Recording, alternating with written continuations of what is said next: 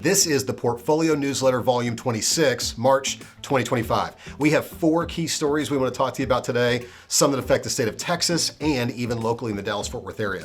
First story right off the bat, Texas legislature is putting forth a bill that will basically expedite evictions and truly affect tenants. Now, this is going to be very polarizing, but essentially, if you are representing tenants and leasing, this is going to be really difficult. It's going to create eviction notices faster and expedite the process to remove people from their homes that are renting. On the flip side, if you're an investor, a landlord, a property owner, and you've got tenants in your property, the whole idea is that you'll be able to evict without a hearing. You'll be able to fast track to expedite, basically getting either warrants and or seizures to actually get your property back, and will speed up the entire process. So either way, whatever side you're on, I would encourage you to make sure you contact your local congressman that represents your district and tell them more about House Bill 32 that is about to go before the Texas House as we speak. Moving on to our next stories. We've got lawmakers that want to make it a lot easier to convert office space into apartments and condos. Now, there's been a lot of that happening. We've even reported this to you of what's going on in downtown Dallas and in downtown Fort Worth, specifically in the high-rise buildings being converted into condos and rental living. So one of the things is to make this whole bill to make it basically deregulate a lot of the process from rezoning, replanning, and getting permissions and even tax credits for those office space owners converting them into the proper usage.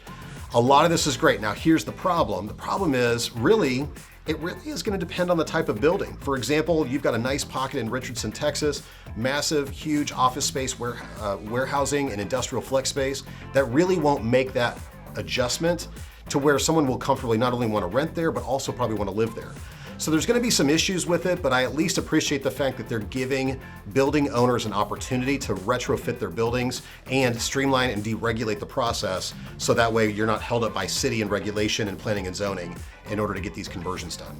The third story I want to tell you about is our favorite grocer, H-E-B. Man, they are expanding like crazy in Dallas-Fort Worth. They've got another new store going in Denton off 35W and Robeson Ranch. So for all of my Dentonites, you guys are about to get your H-E-B. So that means a shorter drive to get all your favorite coffee and your fresh tortillas, which is Matt's favorite, to hop into that H-E-B store. What we love about H-E-B, specifically on the commercial front, is how many auxiliary businesses build around them, from retail, shopping, restaurants, etc. When an H-E-B lands, it really bolsters up the entire nightlife and shopping community immediately around it. So Denton's gonna get a whole new pocket, and the whole Robeson Ranch clan, you guys are gonna get a whole new element of nightlife, restaurants, and retail coming your way soon.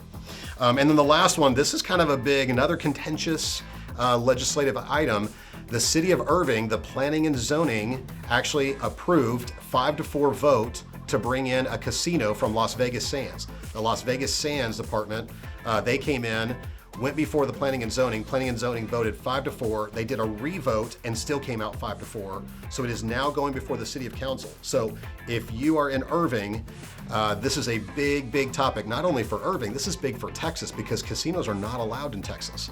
And so if this gets passed, this will be huge in terms of opening up the market for gaming and gambling in the state of Texas. So keep an eye on that story. That's going to be one we're definitely going to want to follow.